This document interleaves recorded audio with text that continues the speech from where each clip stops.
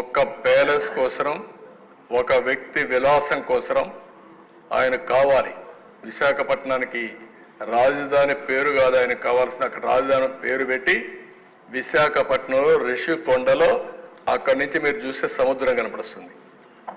ఆయన పోయి అక్కడ కూర్చొని ఆ సముద్రాన్ని చూసి ఆనందపడాలి. ఆయన ఆనందం కోసం 500 కోట్లు అంటే బాధ్యత లేని రాజకీయ నాయకుడు.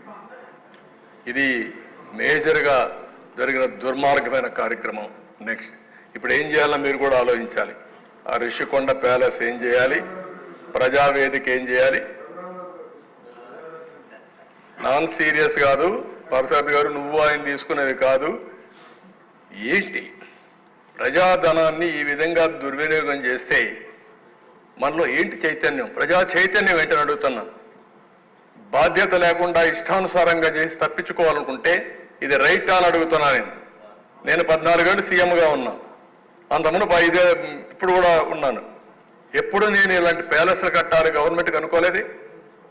ఏంటి ఆ ప్యాలెస్, ఎక్కడి నుంచి కడతావు నువ్వు, ఎక్కడిది డబ్బులు? ఇది టూరిజం, మొత్తం టూరిజంతో ఖర్చు పెట్టుంటే ఈ 500 కోట్ల రూపాయలు కనీసం సంవత్సరానికి 1000 కోట్ల రూపాయల ఆదాయం వచ్చేది, టూరిస్టులు వచ్చేవారు.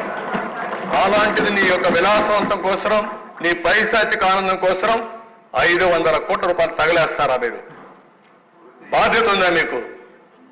అడిగేవాళ్ళు లేకపోతే ప్రజల్ని మోసం చేస్తే నమ్మతారనే ఉద్దేశంతో మభ్య పెడుతూ మళ్ళీ మాట్లాడుతున్నారు వచ్చి ఈరోజు మళ్ళా స్టేట్మెంట్ ఇస్తామని. నేను చాలా స్పష్టంగా అడిగాను. 36 మందిని చంపేశారని చెప్పారు.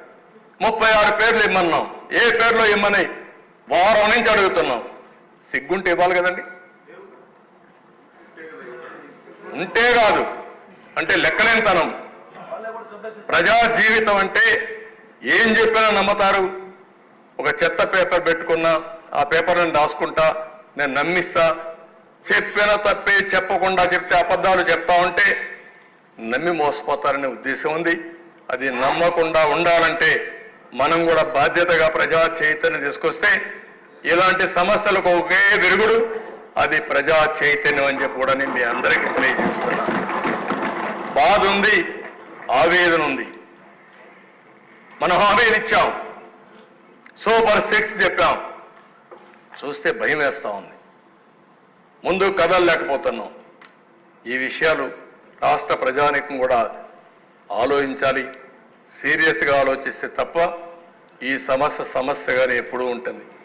ఏ నాయకుడైనా సరే, పబ్లిక్ లైఫ్లో ఉండే నాయకుడు, ప్రజా జీవితంలో ఉన్న నాయకుడు బాధ్యతగా ఉండాలి.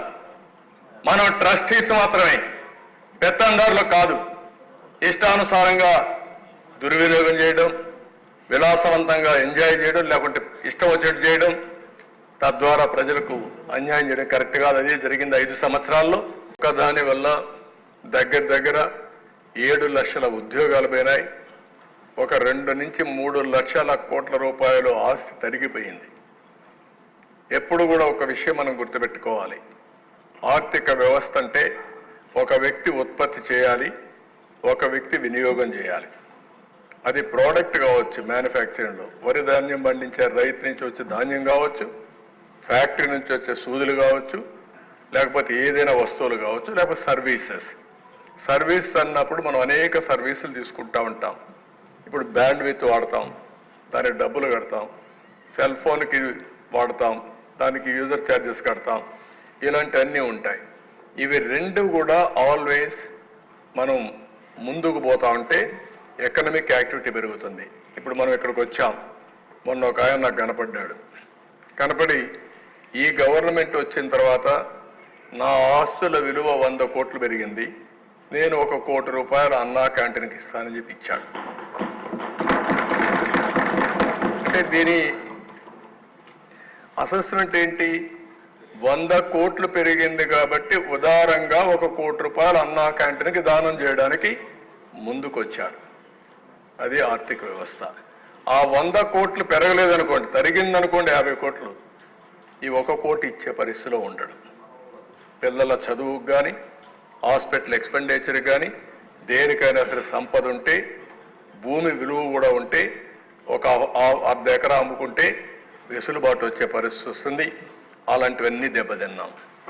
ఇంకొక పక్క ఒక్క పవర్ డిపార్ట్మెంట్లో 32,000 కోట్ల రూపాయలు కరెంటు ఛార్జీలు పెంచారు. కరెంటు ఛార్జీలు పెంచి left and right short term power purchase చేశారు. ఇంకొక పక్కన మీరు చూస్తే ఎవరైతే పీపీపీలు చేశాం సోలార్ ఎనర్జీ పార్ట్నర్స్ దగ్గర, వాళ్ళ దగ్గర కొనకుండా అవన్నీ క్లోజ్ చేసి షార్ట్ టర్మ్ పర్చేస్ చేశారు. వాళ్ళు కోర్టు పోయారు.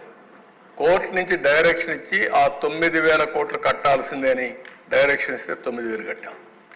9,000 కట్టాం. ఊరికే వచ్చిన కరెంటు మనం తీసుకోలేదు. షార్ట్ టర్మ్లో కొన్నారు.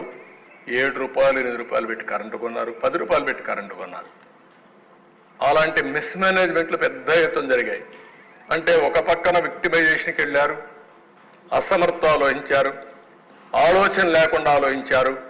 కడాన ఈరోజు 1,29,000 కోట్ల రూపాయలు ఒక్క పవర్ సెక్టర్లో ఎలక్ట్రిసిటీ డిపార్ట్మెంట్స్ అనే కలిపి అప్పుల ఊబిలో ఉండే పరిస్థితికి వచ్చింది. ఇది ఎప్పుడు కూడా సమర్థవంతమైన పాలన ఉంటే ఎక్కడికక్కడ వెసులుబాటు వస్తుంది.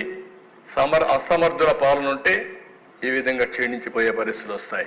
నెక్స్ట్, నేచురల్ రిసోర్సెస్, దేవుడిచ్చిన సంపద, ఇసుక, ఎన్ని అరాచకాలు జరిగాయో చూసాం. ఎవరు చెప్పినా ఏం లేదు. 7,000 కోట్ల రూపాయలు దోచుకున్నారు.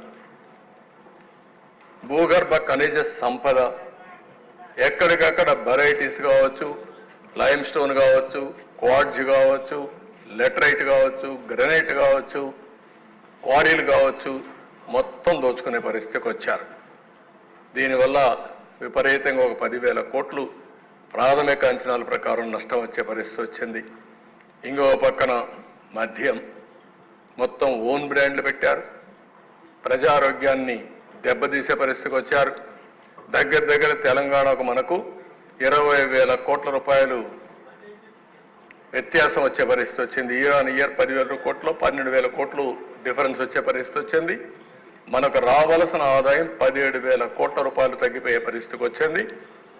ఇక్కడ పెట్టిన బ్రాండ్లు రేట్లు చూసిన తర్వాత కర్ణాటక, తెలంగాణ, తమిళనాడు, ఒరిస్సా ఏదైతే వాళ్ళ బ్రాండ్స్ ఇక్కడ వచ్చి అమ్ముకునే పరిస్థితికి వచ్చారు. లా అండ్ ఆర్డర్ నిన్నే మాట్లాడాం. ఇవన్నీ మాట్లాడి అందరిపైన కేసులు పెట్టే పరిస్థితికి వచ్చారు.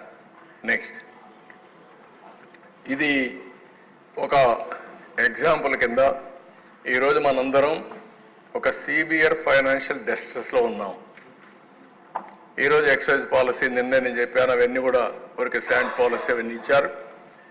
ఈరోజు క్యాపిటల్ ఎక్స్పెండిచర్ తగ్గిపోయింది, అప్పులు పెరిగాయి. ఎలాంటి పనులు చేశారో ఇది ఒక్క ఉదాహరణ మాత్రం. ప్రజావేదిక ప్రజలకు ఉపయోగపడేది చట్ట వ్యతిరేకంగా కూల్చేశారు. రిషికొండలో ప్యాలెస్ కట్టారు, ఎన్విరాన్మెంట్ ఇంబ్యాలెన్స్ చేశారు, కొండలు కొట్టేశారు. కడాన ఎన్జిటి ఫైన్ వేసే పరిస్థితికి వచ్చారు. 500 కోట్ల రూపాయలు ఖర్చు పెట్టారు.